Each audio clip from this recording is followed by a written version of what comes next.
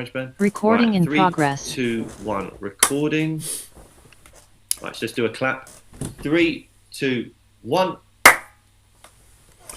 Hello and welcome to the MMA Fan Show. I am Blake Harrison and joining me as always is Stuart.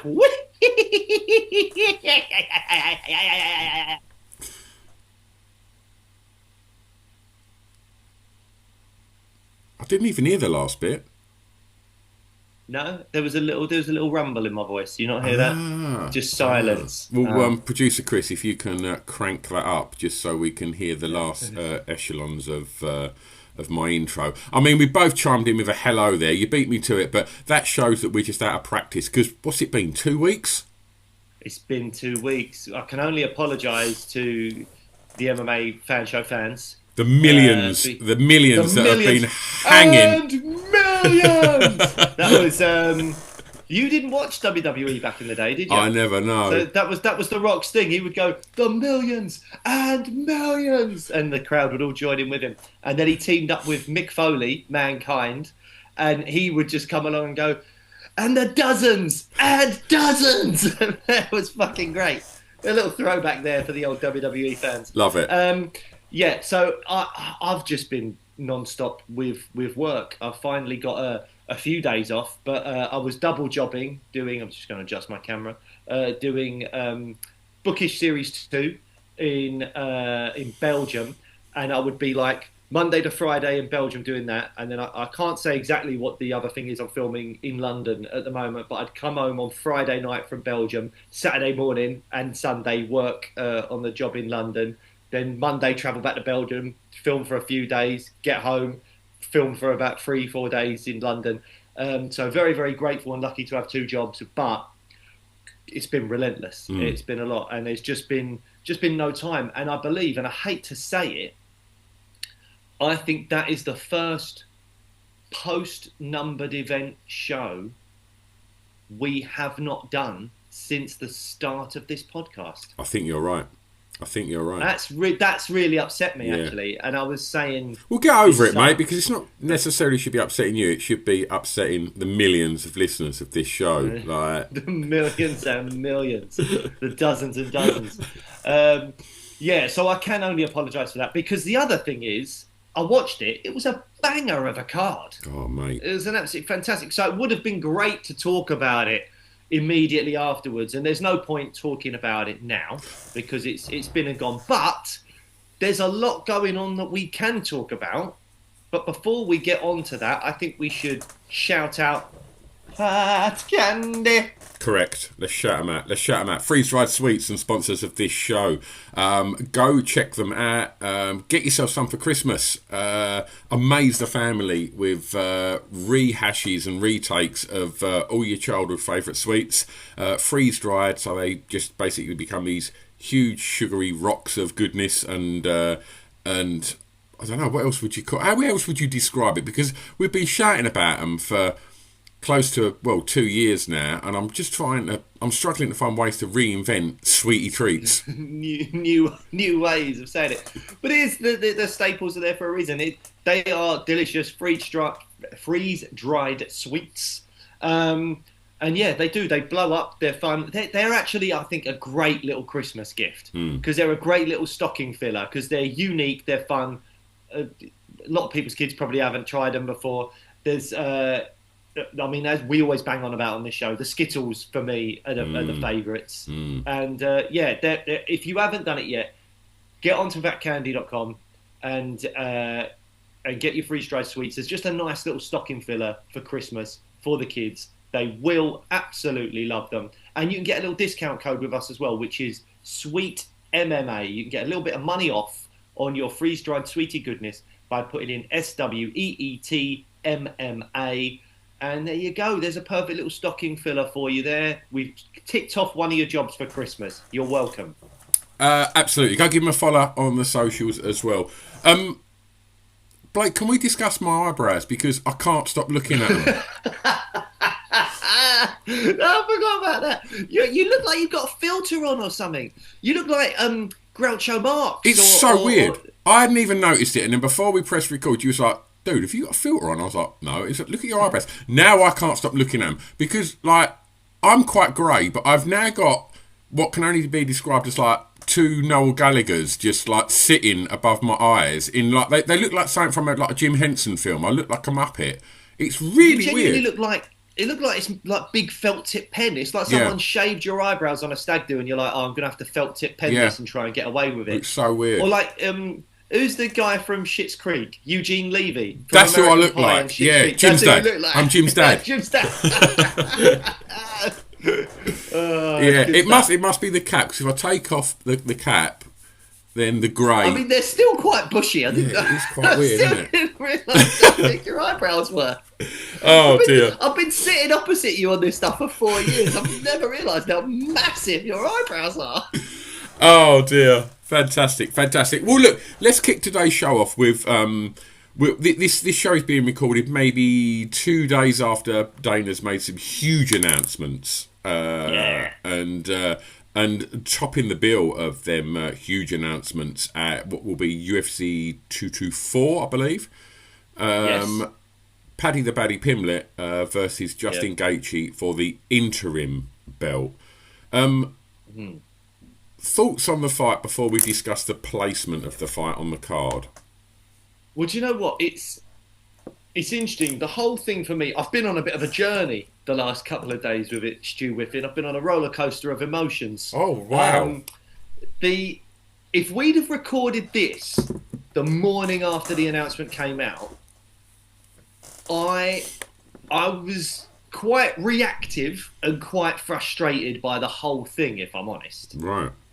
Now that I've had like a couple of days to simmer down, Yeah. it's not as bad as I originally thought it was. That's not to say that it's great, but here's the thing. Pros and cons, Blake. Come on. Pros and cons, pros and cons. In a vacuum, Paddy Pimblett versus Justin Gaethje is not only a fantastic fight, it's a great opportunity for a British fighter, and it's the right fight to make as a number one contender fight for after Ilia Topuria should have fought Arman Sarukian. No one should disagree with that. No one should disagree with that. After what Arman Sarukian did to Dan Hooker, and the fact that he had a title shot previously, and obviously he had that back injury, these things happen. He's gone out there, he's beat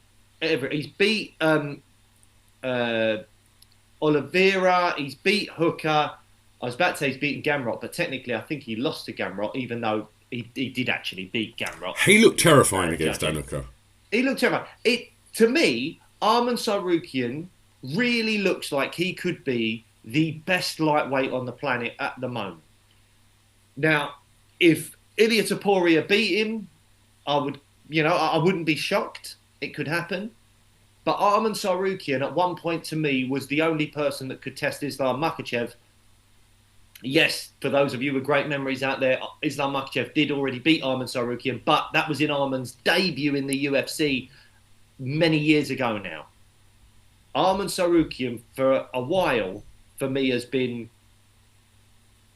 the one or two lightweight in the division behind Islam Makhachev, and it was the fight I really want to see. Agreed. Arman leaves. We obviously don't get the Topuria fight, which was supposed to be a fun super fight and all that stuff. And now I'm looking at it and I'm going, I really think Topuria needs to beat Islam Makhachev, because you can say that Topuria is the best lightweight in the world, but you could also make the argument that he beat Charles Oliveira to win the belt, and no one was thinking Charles Oliveira was the best lightweight in the world at the time. Mm-hmm. He had lost to Arman Sarukian. So, yeah, I feel like it's gutting for Arman Sarukian. It's gutting for the fans that truly believe in meritocracy, that we're not getting Ilia versus Arman. Mm-hmm. Gaethje versus Paddy was the right fight to make as long as you're getting Ilia versus Arman. Unfortunately now, because they've slapped an interim title on it, the winner of that fight, rightfully, should be fighting Ilia Topuria next, because that's what the interim title should be about. And to give that a little bit of context for somebody that hasn't, that is new to what we're talking about and the announcements, Ilia has took some time out for personal reasons, so that is, I guess, why they've made the interim. Yes, he won't be fighting in the first quarter of 2026. I'm just going to pull up, see if I had a couple of screen grabs with some stuff in it. He says, I won't be fighting in the first quarter of next year. I'm going through a difficult moment in my personal life. I want to focus on my children and resolve the situation as soon as possible. I don't want to hold up the division. The UFC will make the matchups needed, and blah, blah, blah. So that was what Ilia Topuria said. In terms of Ilia Topuria, you don't want to hear that anyone's going through these kind of personal issues. You want everyone to be well, and particularly, anyone really. But you look at these athletes with very short careers, and you want them to be healthy and in a positive mind frame throughout most of it, because it takes a lot to be a fighter, and you want them to be in the right headspace and all that stuff. So I can understand why he's taking the time off. It is slightly disappointing that this has taken so long. In terms of, I think months ago they should have booked Paddy v Ilia, and that should have been on the cards already. Obviously, since that time, Arman's gone and done what he's done to Sarukian, and a lot of people have gone, well, now it should really be Arman. It's disappointing, but it's understandable. In terms of going back to Gaethje versus Paddy, if this was just a number one contender fight, I would have been all over it. Absolutely fantastic. Interim title, it makes me think that Gaethje's had a lot of sway in this situation, because Gaethje was going around saying, if I'm not fighting for a title next, I'm retiring. And we all love Justin Gaethje, and the UFC loves Justin Gaethje, so it would make sense that UFC's gone, fine, let's give him an interim title, and then he'll keep fighting for us, because he's one of the most exciting fighters the UFC has ever had. And I get it. It's going to be a great fight. How much do you think the new deal with Paramount is going to factor into Paddy and Gaethje being made the headline fight? Well, that's another factor, which, again, when it first came out, I was thinking it was incredibly disrespectful that Paddy and Justin, for an interim title, are the main event over Kayla Harrison and Amanda Nunes for the proper, not just the proper bantamweight title, the undisputed title, but also it's one of the greatest fights women's MMA has seen, and it's the return of the greatest female fighter of all time.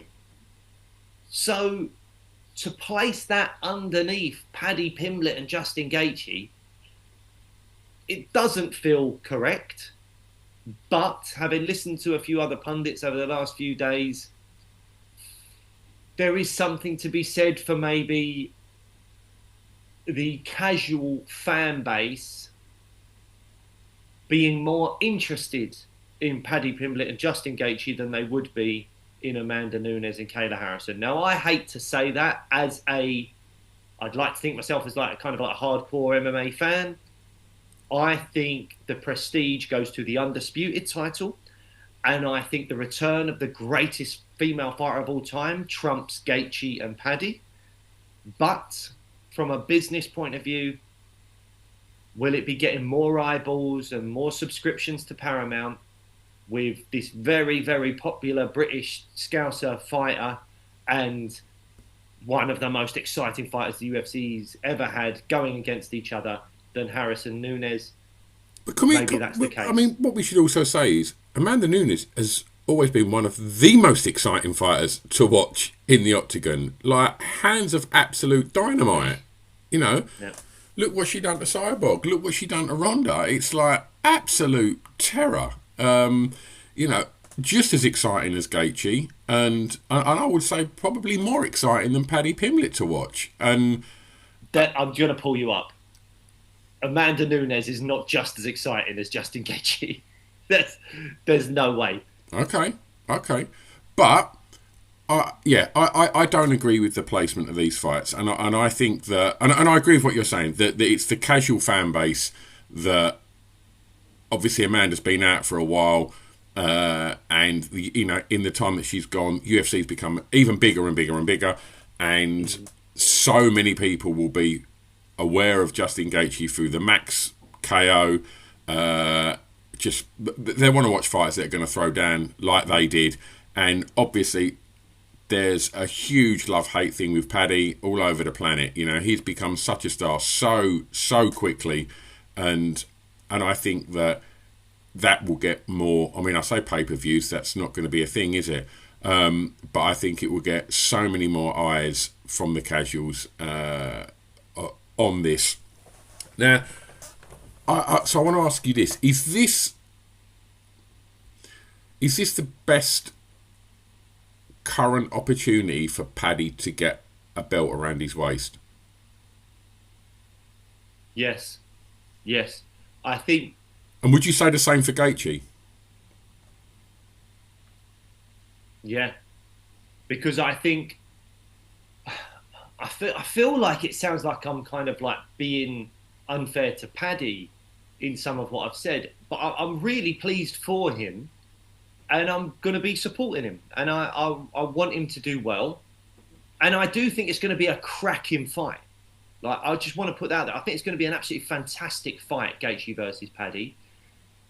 It's the small things that have slightly bothered me, but I suppose we talk about the small things. Overall, whether it's Nunes Harrison first or Gaethje Pimblett first or whatever, at the end of the day, it doesn't massively matter.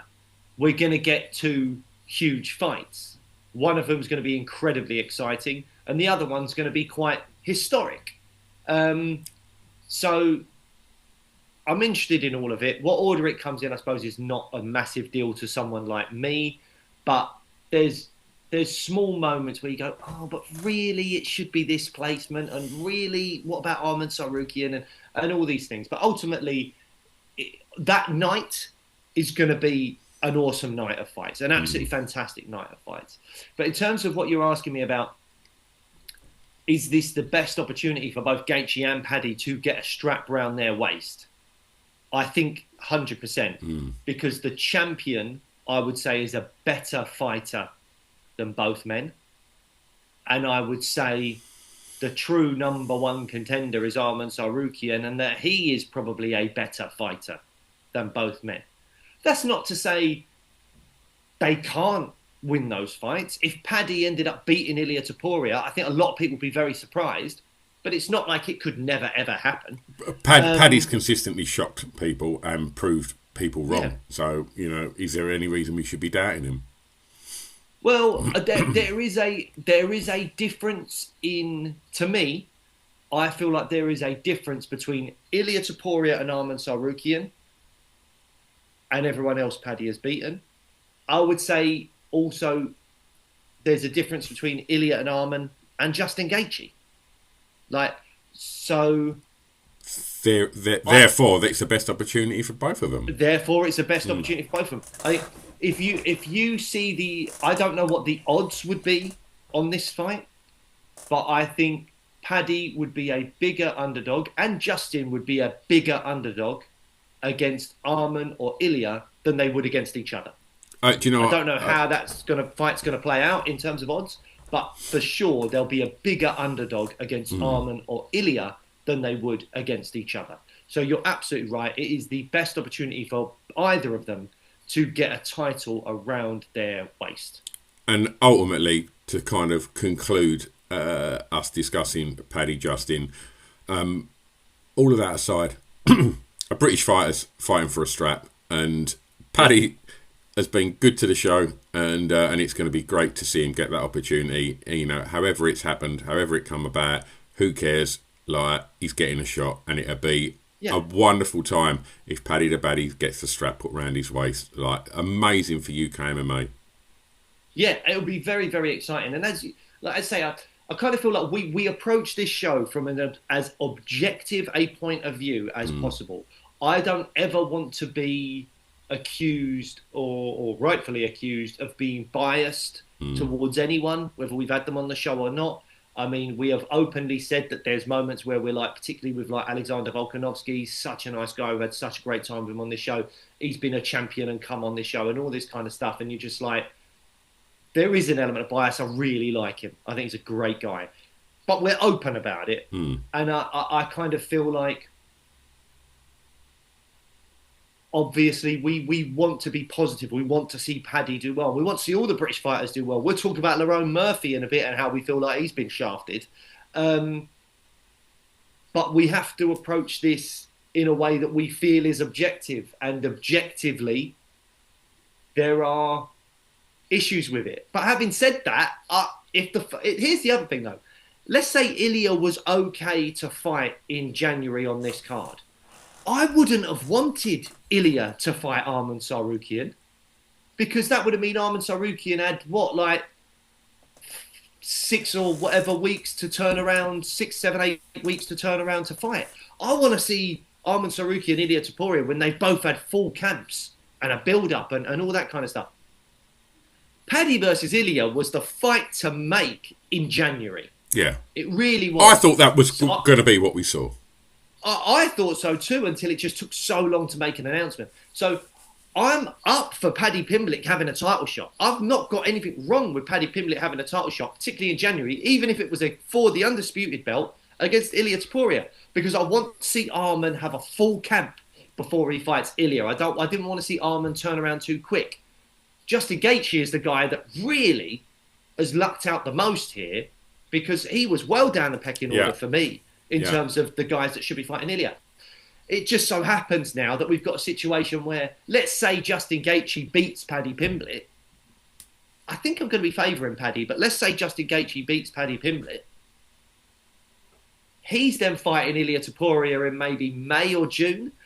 Poor old Arman Tsarukyan might not fight for the strap in 2026. He might have to fight someone else or take the whole of 2026 off. Like, it sucks to be Arman Tsarukyan right now, doesn't it? It is shit.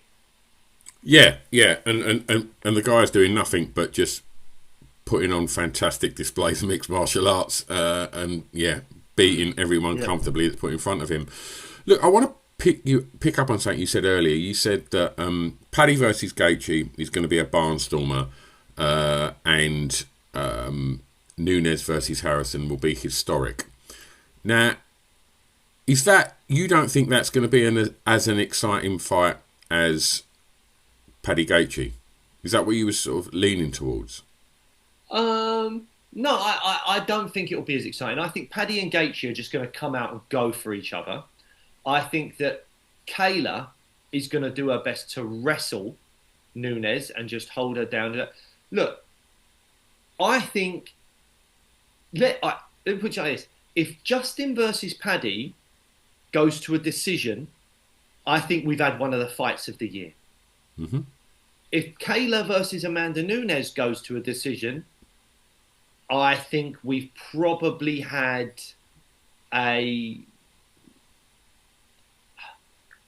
it's not going to be the most exciting points decision, in my opinion. Mm-hmm. I think that fight could be over. Amanda Nunes could knock Kayla out in the first 2 rounds and absolutely smash her, and what a comeback that would be. Kayla Harrison could take Nunes down, dominate on top, ground and pound, get a submission in the first round. All of those are exciting possibilities. But I think Paddy Gaethje is guaranteed fireworks. And I think that Nunes Harrison has got the chance to be something exciting, but it's also got the chance to be quite a dull, grapple, lay on you, position over submission type affair. So that's what I was getting to. But having said that, it's got so much working for it as well. Kayla Harrison has an unbelievable story that we've gone on about on this show on multiple occasions. She's dropped down to 135, which is something no one thought she could do when she was fighting in the PFL at 155 and winning titles. She's got the belt. She's a former teammate of Amanda Nunes. They used to train together. They're former teammates. There's that angle on this as well. And then you've got the return of the greatest women's fighter of all time. Like, there's so much to be super interested in with that fight, even if the fight itself doesn't become the most exciting. Mm-hmm. Can you imagine if Amanda comes out and just does a cyborg and just blitzes Kayla Harrison? It would be... I can see it. 100%. But, well, like, just cementing the fact that she's the greatest. Like, yeah. I'd really love to see, if Amanda wins in devastating fashion, the only thing I'd really want to see left is, and I know it's been done a couple of times before, I want to see Valentina versus Nunes at 135 again. The last fight wasn't even that exciting, but it was very, very close. But I would love to see Nunes Shevchenko again, just to get that final tick on the resume. I mean, again, you could argue she's got that tick twice. What are you talking about, Blake? But I just feel like Valentina at the moment is like, Valentina is arguably what she done. Best women's fighter in the world at the moment. Look what she done. Not the greatest, the best, the current best, pound for pound. I'm all over that. I'm all over that. Yeah, like absolutely. It'd be a huge fight. It'd be a huge fight. No one would give a shit that Nunes is 2-0 up. They'd want to see that fight because Chevy's just absolutely made light work of Zhang. Like, which I was surprised just how easy she made that look, and I think, there is a goat off there to be had, and there's a goat off. I love it. I'm all over it, mate. I'm all over it. Pick your goat. Right. Love it. Okay. Shall we run down just a quick bit of the card, just a quick sentence 100%. On each fight? Sean O'Malley, Song Yadong. That's a cracker. Never saw that coming. Never saw that coming. Great fight. Great fight for Sean O'Malley. You're fighting a striker. Song might try and wrestle a bit, but ultimately this is going to be an absolute banger. And if Song Yadong wins, I think he could be getting a title shot because Marab needs fresh opponents. Song Yadong with a win over Sean O'Malley could be title shot city for him. Waldo Cortez Acosta, what a 2025 this man has had. I mean, yes, we can be annoyed at him for what he's doing with the whole eye patch thing with Tom Aspinall, but he's seizing his moment, and he's getting eyes on him, and what he's then doing, he's talking it, but he's getting in the octagon and he's walking it. Yeah, he's fought 5 times in 2025, and he's about to fight in January, like so quick. So he would have fought 1, 2, 3, 4, 5, 6 times in 10 months. Come January, that's insane. He's going to be 4-1 going into the fight. I lost to Sergey Pavlovich on points, but other than that, he has 3 knockout victories. Waldo Cortez Acosta with a win over Derek Lewis on this Paramount card. He's next up for the belt after Cyril Gane, unless we see something with Pereira, Jones, all that. Who knows? But meritocracy-wise, you could say Waldo Cortez Acosta beats Derek Lewis, or Derek Lewis beats Acosta, by the way. And they are next for the winner of Tom Aspinall, Cyril Gane, and whenever that rematch comes, with the caveat that if Alex Pereira beats John Jones and says, I want to fight for the belt next, he leapfrogs absolutely everyone. So there's that. What other fights are on this card? Arnold Allen and Shane Silver. Oh, what a fight. I mean, it is really throwing Arnold Allen back into the fire. Fighting way behind him as well. I think Silver's like 11. I think, where's Arnie? About 6, something like that. But Arnie hasn't fought in a year and a half. What was Arnold's last fight? Giga Chikadze in July 2024. Wow, that does feel like a long time ago. So by the time this fight comes around, 18 months out of the cage for our good friend Arnold Allen. It's a lot to ask to come in and go up against Gian Silva. Well, I know Arnold's been at TriStar, I believe, and I hope he's been wrestling well there because, look, we know what Arnold could do with his hands. We saw him absolutely demolish Dan Hooker. But I would lean to a bit of wrestling in the Silver fight. 100%. That's the key to victory here. That's what, Arnold is so light on his feet. He's much lighter on his feet than Jan Silva. But if Jan Silva hits you with that right hand, it's, it could be lights out. I mean, him and Diego Lopez in that second round, and Jan Silva was coming off of getting battered in that first round on the ground. I think if you are Arnold Allen, you've got to realise that Jan Silva is going to be coming for you for all 3 rounds unless you finish him. He's not going to take his foot off the gas, but the clear path to victory and the way to stay safest is to wrestle him. It's not going to be necessarily what Dana White and Hunter Campbell want to see, but it's the way of you just getting another win and just solidifying yourself in the top of that division. And I just hope he stays injury-free. That's the main thing. I mean, a win over Jan Silva would be great. A lot of fans probably, particularly outside of the UK, forget who Arnold Allen is. Yeah. Because he just doesn't fight regularly enough. So I want to see him win this fight. I think wrestling is the way to do it, as you said. And I want to see him stay injury-free. And then maybe he can fight. I mean, he beat, as far as I'm concerned, he beat Movsar Evloev. So maybe there's a rematch there. Maybe he fights Yair Rodriguez. Maybe there's an all-English affair with Lerone Murphy, because Lord knows Lerone Murphy should really be getting a title shot, and he's not, and we'll talk about that in a minute. But yeah, I really hope Arnold Allen comes out on top in this fight. We should definitely try and get Arnold back in the studio before this and have a catch up with him. He's only down the road. We should be good to get him back in. Another Brit, Modestas Bukauskas, is fighting Nikita Krylov. That's a really great fight for him. Alexa Grasso, former flyweight champion, taking on Rose Namajunas, former strawweight champion. So another massive fight on that card. Umar Nurmagomedov with a win here over Davidson Figueiredo will probably cement himself for another title opportunity against Merab. Did you see that fight coming? That was one of the ones that I was like, ooh, I like it, but I didn't see it coming.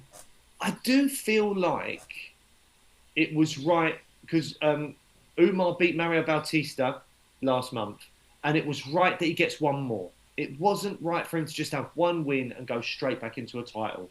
And I suppose he's already beat Corey. Merab's fighting Yan. Sean O'Malley's fighting Song Yadong. So the next best guy was Davidson Figueiredo. So it does make sense. But no, you're right. I didn't see it coming, but it does make sense. So there's that. What else is on this card? It's just a banger of a card. We have got Atiba Gauthier, a guy fighting. He fights out of Manchester, top team, I think. That's right, he fights alongside like Lerone Murphy, stuff like that. An absolute beast of a man is going up against Andrei Puliev. I'd be lying if I said I knew much about Andrei Puliev, but Atiba Gauthier seems like the guy that people are really excited about. Who knows what holes he may or may not have in his game, I don't know, but he's certainly someone to watch out for. He's an exciting fighter, and he is, on a huge win streak, and 3 of those are in the UFC, and all 3 are first round knockouts. So this is a guy that I think the UFC are going to be pushing quite quickly if he gets another win on this Paramount card. Because, you can't argue with those statistics. With 3 first round knockouts in the UFC, if he gets a 4th, I think you've got to probably look at giving him a ranked opponent. So I think that is it for this card. You mentioned Lerone there, so look, we should definitely sort of move on to talking about the reason that we're not seeing Lerone get a title shot. But before we do that, while speaking about fighters from up north that are doing really, really well, I'm such a Luke Riley fan, and last weekend we got to see Luke Riley make his UFC debut. Obviously, I think one of both our favourite ever episodes was when we had Shamrock on, and Shem's story was unbelievable. Unbelievable story, yeah. Shem also got his debut and come up a bit short that night, but I'm sure we've got many more exciting things to see from Shem. Shout out Molly McCann, speaking of next gen as well. Got her second win boxing last night. Congratulations, Yes, Meatball. yeah. But let's talk about Luke Riley, because that fight probably didn't win the first round. And then here in the corner go, right, let them hands go. And fuck me, did he let them hands go? And like... He listens, like, he does listen. He listens. Like, and I was losing my shit because it's so good that the UFC, and he got the 50 Gs as well. We got a nice big bonus, and you know, we've been watching him like look absolutely devastating in Cage Warriors. So exciting, and to then get a chance, you know, Paddy in your corner as well. A lot of eyes on him, and to do that in your debut, I'm so excited to see what's next for Luke Riley in the UFC. So yeah, big congrats to Luke, and chin up, Shem. We look forward to seeing you in your next scrap in the UFC. But yeah, I mean, what a left hook, wasn't it? It's just absolutely crisp. Yeah, left hook. Yeah. What a KO. Phenomenal stuff. And sorry, just to talk about KOs, and I know that it was a few weeks ago now, but we've not seen each other, and I've not even had a chance to talk to you yet about this, but poor old Leon Edwards literally just getting... It looked like a big, straight, heavy jab, or a straight, like, and it took him off his feet. Like... Well, here's the thing with the whole took him off his feet thing. We're gonna, by the way, we're gonna talk about UFC 325 and how it's been a bit shit for Lerone Murphy. Then we're gonna talk about the welterweight division, because there's a lot that we need to discuss with regards to the welterweight division. But one aspect of that, you're right, Leon Edwards, he wasn't taken off his feet. He was mid jump. Yeah, he was bouncing in the air when he got hit. And it so it didn't take him off his feet. He was already mid sort of in the air. When that strike landed, both Leon's feet were off the ground already. And then he went backwards. It had a great look to it in terms of a KO. But yeah, devastating for Leon. I think that's it now for title aspirations. I mean, the one thing you can say, you never take away the fact that he was a champion. He was at one point the best in the world. He head kicked KO'd a guy that was like number one pound for pound in the world to win the title. And then he defended the belt twice. That's not bad going. Not many people ever do that, mate. Not many people can say they've done that. So Leon Edwards, well fucking done. But... yeah, it's not looking great at the moment. I thought he won that first round against Prates. I don't know if Prates got in his head, because Leon's game plan to take him down and wrestle, when he was doing that in round one, I was like, there we go. We called it. That's what you have to do. Brilliant stuff, Leon. Keep doing that. And then Prates was talking to him a lot during the fight, and I just wonder if Leon, I don't know, if his head just went slightly and he was getting involved in the trash talk or something. I don't know. But I was just willing him to shoot. Yeah. Shoot for the takedown, get that body lock, do something. And he played the striking battle maybe a bit too long. But then I can understand Leon at that point had never been knocked out. Yeah. Well, you mentioned title contention there, and we all thought Lerone Murphy was in title contention, and we've just seen the announcement that Volk will now be fighting Diego Lopez again. Why? Why? Good question. Why? What's interesting is the week after 324 is 325. So this is going to be a really interesting time with Paramount and all that stuff. You've got 2 weeks back to back.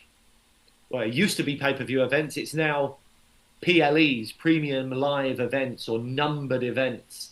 So this is a really interesting move for the UFC to be doing this from a kind of business standpoint or something. Back-to-back numbered events should be quite fun. Should be really, really good to do that. It means we're going to have our work cut out for us, because we're going to have to do a post-show for 324 and a pre-show for 325 all in the same week. But it's going to be exciting. It's going to be interesting. The only fight on that card so far is Volkanovski versus Diego Lopez. Now, like with lightweight, where we've got Arman Sarukian now just waiting in the wings, wondering what the fuck's going on, when I think he's clearly should be the number one guy to fight Ilya. we've actually got two guys at featherweight that you could say are the quote-unquote number one guys over Diego Lopez. And that is Lerone Murphy and Movsar Evloev. Now, I would favour Lerone, A, because I suppose he's British, but also I believe Arnold Allen beat Movsar Evloev, so I give it to Lerone. And that spinning elbow KO of Aaron Pico was something special. So I thought you had to give it to Lerone. Volk said, yep, do it in January, Sydney, whatever, sounds good. Lerone was up for it. It was so easy. It was right in front of you. Why have the UFC done this? Diego Lopez lost to Volkanovski 8 months ago. What? He's won one time since. We're not talking about a former champion. We're not talking about a guy that was on like a devastating win streak. Lerone Murphy is undefeated. I believe Movsar Evloev is, from a technical standpoint, undefeated. I've already said what I feel about that. But both those guys are technically undefeated. They have longer win streaks. They've not fought Volkanovski yet. Why are they getting passed over for Diego Lopez, who's got one win over Jan Silva since losing to Volkanovski? And it wasn't like the Volkanovski fight was close the first time round. Volkanovski dominated him. It just makes no sense. Make it make sense, Stu Whiffen. I can't. Like,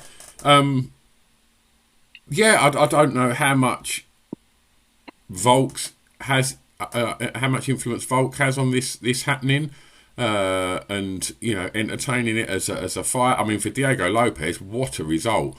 But you know, like you say, Evloev deserves that shot. Like, he does deserve that shot. And probably more so than Lerone.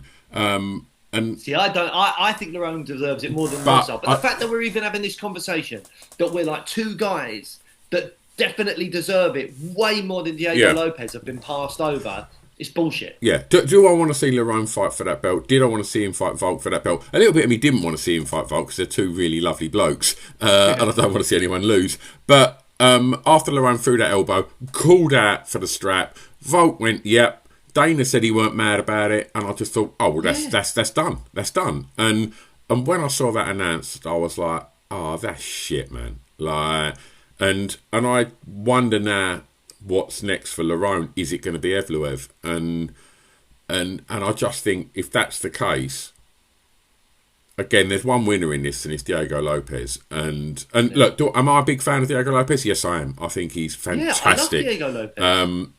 But the stars are aligning for him right now. Like, he's had a lucky break here, like, because he's not had to fight Lerone or Evloev. He's just literally stepped straight in front of them 8 months after losing to Volk to have another pop at it. It's crazy, and I don't know what the thinking is behind it. Maybe it's just the fact that they want big names for the Paramount stuff, and make no mistake, Diego Lopez as a marketable fighter, for the casuals that have probably watched him fight before, he's more marketable than Evloev and Lerone. You know, Lerone's just, again, like Arnold, Lerone's a nice guy. Doesn't talk smack, you know, just kind of does his talking in that. Undefeated. Like, let's not overlook that. Undefeated. But he's not got that huge personality, you know, that you know, like Paddy, that's seen Paddy, you know, almost fast track to a shot. And I think it should be based on you know, whether you deserve the shot at it, and I think Lerone does, and I think Evloev does. But yeah, well, Lerone has commented on it. He's put out a tweet saying, "Missing the opportunity to fight one of the featherweight goats is what hurts me the most. It's not about who's the best anymore. It's about who's most popular." Well, there you go. And when we've got the president of the UFC was complaining about boxing for years and saying the UFC's where it's at, it's where the best fight the best. You didn't give us John v. Tom. You didn't give us Islam v. Topuria. You didn't give us Lerone or Movsar versus Volk. And you haven't given us now Ilya versus Arman Sarukian. It's not the best fight the best. You can't say that anymore. It's just categorically not true. That's not. I don't believe that's an opinion. I think that's just fact now. Well, you've just given us multiple examples of that, mate. It is the case. You know what I mean? It is the case. It's not. You can't say the UFC is where the best fight the best anymore. More often than not, it probably is. Because there's no other options of great places to go. Like the PFL's not exactly going to be pulling in loads of top names or anything. Yeah. But it's as a fan, it is disappointing. It's very disappointing because you want to feel like that belt truly means something, and that the person that has that belt strapped around their waist is without question the best person at that weight class. And with the way that they booked some of these fights of late, and with the way that, again, not always their fault, like with the John Jones Aspinall situation, that seems to be more John Jones's fault than the UFC's fault. But there's been too many situations now where the best are not fighting the best. You cannot pass over two undefeated fighters that have not fought the champion for a guy that lost to the champion 8 months ago in not a competitive fight, and he's just gone and got one win. It's bullshit. It's not the way it should be, and it is so disappointing, and it's extra disappointing because we know Lerone, because we think he's brilliant, and he's a really great guy, and yeah, that sucks. Come on, UFC, sort it out. Yeah. Right, look, we need to discuss the welterweight division because we mentioned a while ago, obviously, we think maybe Leon's chances of getting near a strap again are probably a bit of a distant memory now. But I'm sorry, I've just had a thought. Go on. We've literally just been talking about how the UFC are not doing the best fighting the best at the moment. So you know what they're booking next in the welterweight division. Come on. Islam Makhachev versus Kamaru Usman. That is your next welterweight title shot then. Oh, it can't be. Mate, the tea leaves are out. It's happening. Oh, man. It's going to happen, isn't it? That's what's going to happen. Oh. It's going to be... I fucking hope it isn't. But it's going to be Islam Makhachev versus Kamaru Usman. Do you think that's because Islam wants one of the division, welterweight goats? Yeah, but it's an easier fight. Of course it is. He's the quote-unquote goat. He's 1-3 in his last 4 fights. He's won one fight in like 4 years or something. Are you hearing rumours this is being made? It's not been announced, has it? Yeah. No, it's not been announced, but there's rumours, there's tweets, there's they share the same manager. Ali Abdelaziz is Usman and Islam's manager. He's trying to make it happen. Well, of course he is. Oh, no. Look, let's look at that welterweight division, right? Oh, mate, it makes me so sad. Can you imagine? UFC 326. Islam Makhachev defends against... Did you hear Dana White say this? The greatest welterweight of all time, Kamaru Usman. I'm sorry. Have you forgotten that Georges St. Pierre exists? Yeah. What the fuck? Oh, man. He said it like a month or so ago. He said Kamaru Usman's the greatest welterweight of all time. No, he's not. What the fuck are you talking about? And that, to me, Dana's not stupid. He knows that's not true, but that's promotion. So now you've got the pound for pound number one fighter on the planet, Islam Makhachev, going up against the greatest welterweight of all time, Kamaru Usman. I mean, if you want to see some fireworks in a title fight and you want to get some really good media out of it, you like, I mean, my lord, like Ian Gary, he knows what to do with a microphone. He is so good at it. Was it the most exciting fight Ian Gary the week before last? It wasn't the most exciting fight, but I thought it was great and he done what he needed to do. And he should be knocking on that door of that title. Ian Gary's not ducked anyone. He's fought everyone that no one wanted to fight as well. Like, he's up there. He's up there. Yeah. Also, Sean Brady is a stud in that division, and look what Morales done to him. Like, oh my God, it was crazy. You want to talk about a young, exciting fighter? We mentioned Luke Riley earlier. Morales, I mean, what a tear that fella's been on. Like, if you've got that strap around your waist and you're thinking, look, I'll do what Islam does, which is what he done in the last fight, which was just quite boring. And I think you want someone that's going to just try and starch him. Morales is your guy. That makes for an exciting fight, you know. And don't get me wrong, Islam's remarkable. What he done to Jack Della hurt, because I love Jack Della. But it was, I thought it was really boring, but so effective, and, you know, absolutely dominant. Like, Islam Makhachev, pound for pound, best fighter on the planet. Yeah. No ifs or buts. Yeah, boring. It is fantastic. And boring. Yeah. Like, all right. I'll tell you what, though. You've mentioned Ian Gary. Understandably so. You've mentioned Morales. Undefeated. Incredibly exciting. Understandably so. Shavkat? You've forgotten about Shavkat Rakhmonov, mate. Everyone's forgetting about poor old Shavkat. He was even sitting there watching it the other week, wasn't he? I like Ian Gary even went over and said hello. Right, all right, here's the thing. Rank these guys in order of should be getting a title shot next. Okay. I want to hear Kamaru Usman, Prates, Morales, Ian Gary, and Shavkat Rakhmonov. Right, you ready? First, Shavkat first, 100%. 100% Shavkat. Yeah, even though he wasn't someone you even mentioned a second ago. No, because and a lot of people are forgetting about because poor old we know he's been out injured and whatnot. But Shavkat, like 100%. As soon as he's fit and healthy, he should be fighting for that belt. Agreed. 100% agree.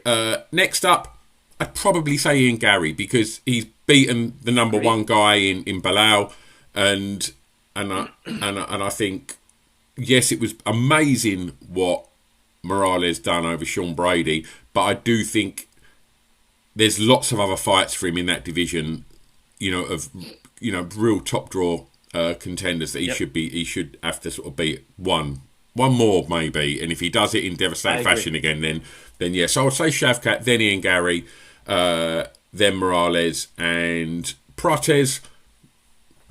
Yeah, I mean, amazing what he done over Leon. But I'll put him near the back of the queue. And Usman, no. Like, I think if they give Shavkat Islam, then does Usman fight Ian Gary or Morales? Mate, you've read my mind. Yeah. I put it down here. I've got how I would matchmake the welterweight division at the moment. I think is Shavkat versus Islam. Ian Gary versus Kamaru Usman. Winner of that is the next guy up. Oh, Morales Prates. Oh, and Morales Prates. What a fight! Morales Prates. That's what you do. That's what you do. And I think that's how you matchmake the welterweight division. Big name that I've left out of all of this is JDM. What does he do after his loss of the belt? Maybe he'll take a lot of time off. I don't know. I don't know that he was physically left injured or anything like that, but mentally, gosh, it was quite brutal mentally to watch him. He looked like he was just completely lost and in pain and just couldn't. Yeah, mentally it looked like it was a big strain on him to lose in such a fashion. So I don't know what you do next with Jack Della.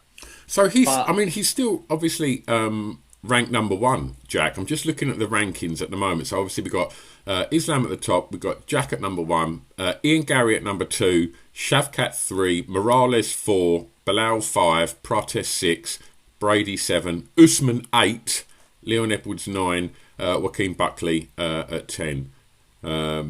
Yeah, I mean, there's not really a great fight for Jack Della in there, because if what we've just match made come to fruition, then Jack Della's fighting maybe a Sean Brady. Both guys on a loss. Just get one of them back in the win column. Maybe that makes sense. Maybe. It's Jack Della fighting a wrestler again. Maybe he can prove that, he's fixed that hole in his game if he takes some time off and then fights Sean Brady. And Sean Brady probably needs some time off because he was just battered by Morales. So maybe that's how you do it. What do you do next with Leon Edwards, man? I don't know. Like, I feel... I'm worried now that they're going to go, right, you're number 9, so, you're going to be a gateway to them fighters trying to break their way. Like a Gabriel Bonfim or something like that. Yeah. Like a young guy coming through. But then it's only really Bonfim that's sitting on the outside there that I think that the rest of them, again, are, sort of fighters pretty much at the end of their career, whether that be, and I don't want to speak out of turn, but fighters like Gilbert Burns, Covington, Jeff Neal, you've got D-Rod and Mike Malott. I'll tell you what you do. You bring back Masvidal. Oh. I've been saying it for years. That 3 piece in a soda. Now it's never made more sense, and I was talking about it for years. See, right, I'll tell you what, right, finally, I agree with you. Like, I've been calling bollocks on that for God knows how long you've been championing that fight. Look, do I think it's a big money fight now? No, I don't. Do I think it's a fun fight? Yeah, 100%. Is it the best fight to get eyes on Leon Edwards right now? 100%. It's a fight night headliner in London or Birmingham or Manchester. Masvidal comes back, fights Leon Edwards. That's a big fight night headliner. Equally, it's like the featured bout just under the co-main event of a pay-per-view card. You could even make it a co-main event, really. If you've got a big title fight anywhere, then you've got co-main event Leon Edwards versus Jorge Masvidal. And I think it's mainly because of Masvidal that would sell. Oh yeah, 100%. 100%. That would work. Right. And it's got a history behind it. It makes a lot of sense. Oh mate, do you know what? It's been really nice seeing you. I ain't seen you for a couple of weeks. It's been so lovely having a catch up and you've just really took the wind out of the whole thing by suggesting that they're going to announce Kamaru Usman versus Islam. That really has just brutal. Here's the thing that would piss me off so much about that. Obviously, can you imagine passing over Movzar and Lerone, passing over Arman Sarukian, and then passing over? Because literally, any of these guys, I wouldn't be mad at. If they made Shavkat Islam, I'm like, yep, makes total sense.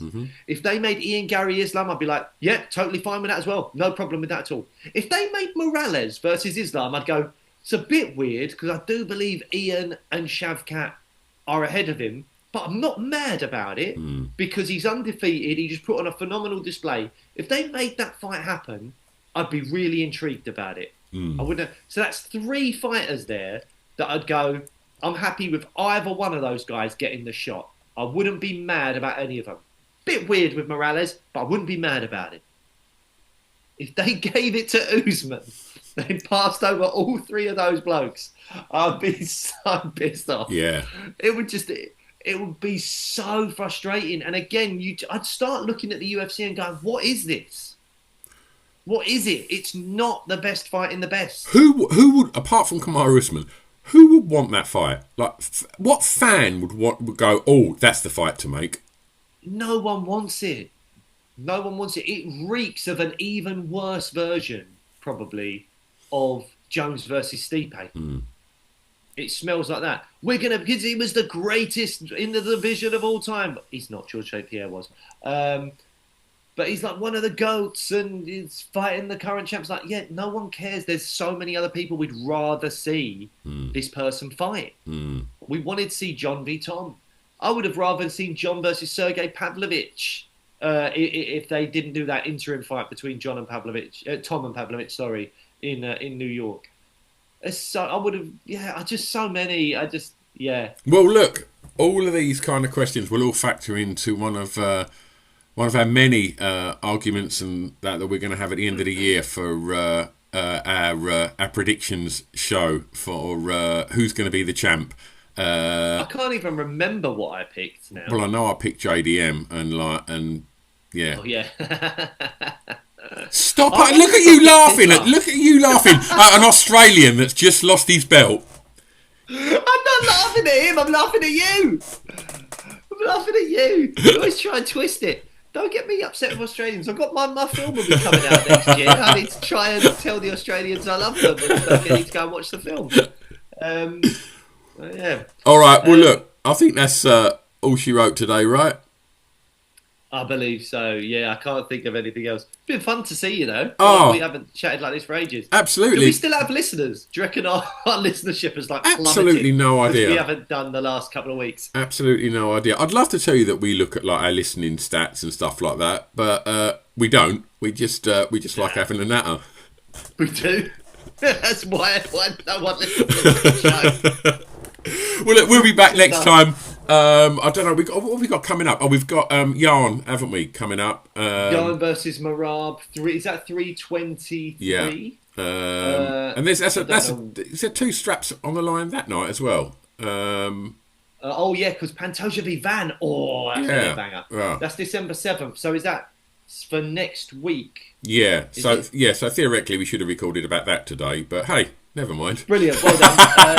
Well, I've got some days off this week, so we'll try and fit that in. Also, Moreno versus Tatsuro Taira as well. Henry Cejudo versus Peyton Talbot. Jan Blachowicz versus Bogdan Guskov. Grant Dawson, Manuel Torres. Oh, it's going to be good. And Chris Duncan's on the card as well. Fantastic, mate. Fantastic. Well, look, that's all going down this week, so we'll try and catch up and have a chat. What else is going down this week? By the way, if we get this out in time...